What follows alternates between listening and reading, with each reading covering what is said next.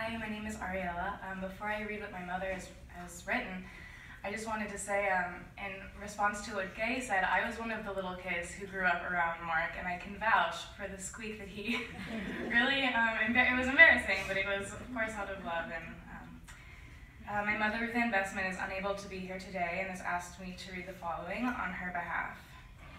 Dear USA friends, if we are lucky, we might experience moments that are truly life-changing. For me, the summer of 1987 was pure magic. By a series of events, I found out about the Friends of the Origami Center of America. Michael Schall took me under his wing and introduced me to a new group of friends that to this day are like family. I was a self-taught folder with a limited repertoire. It was Mark who willingly made time to teach me the basics and then gradually challenged me to fold more complex models. We would get together on weekends and at the museum Wednesday evenings for the volunteer meetup group, and as we folded, we talked about all kinds of subjects. One Wednesday evening after volunteering, a handful of us stayed behind when Mark decided to teach John Montroll's Stegosaurus. This folding session lasted way into the night. I don't think we left until after 3:30 in the morning. We were exhausted and dazed, but happy and fulfilled with our accomplishments. I still have that model. After I returned home to Madison, Wisconsin, we kept in touch regularly, and Mark would often send me diagrams and paper. When I started my new job as the producer of the national public radio show What Do You Know, Mark would frequently offer articles of interest and trivia that he thought might be useful show content. When my daughter was born, Mark took on the role of surrogate uncle.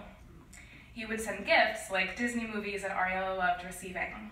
One time in return, I sent him a keychain of a pig pooping and said it was from Ariela, although she had no idea that I had done this. In response, Mark sent a big box to the wrong mailing address, my mother's home. She mistakenly opened it and then immediately called me after seeing the contents. Mark had included every kind of farting toy he could find, from a large clock for the wall that tooted every hour on the hour to the whoopee cushion and everything in between. For a long time after that, Ariela and I would try to find funny, crude gag toys for Mark, and he would continue to try to outdo us. It became either a competition or an obsession, I really don't know. When Ariela was 5 years old, we visited Mark and Arlene. They took us to Hershey Park and the Crayola factory. And during the drive, we listened to Harry Potter on tape.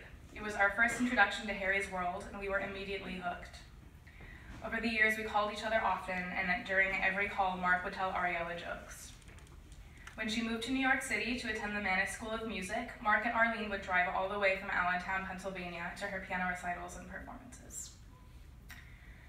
Mark gave me what is still today my favorite origami tool, the stainless steel 3-in-1 smoker's pipe tool and knife.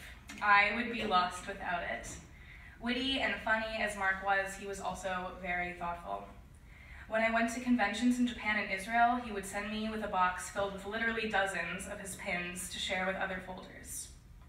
Another example of Mark's giving was his express mailing a box full of hundreds of folding tools for the participants of Madison's large public origami installations. I am overcome with a deep sense of loss and sadness. But throughout these many weeks of reflecting on my long friendship with Mark, a feeling of immense gratitude emerges. I look around my home and see Mark everywhere. His refrigerator magnets, his pins, his origami dragons. All are treasures that bring comfort, knowing that he is still a very important part of my life. Arlene, I have enormous admiration for your strength and determination during Mark's illness and his treatments, and how you kept us informed about his situation. I have often told people that Mark was the most generous person I ever met. You share that same quality. You are a gem, and your friendship I treasure. I send much love to you, Rachel and Jacob.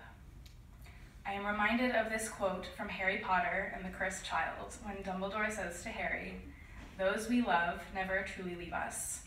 There are things that death cannot touch." Thank you.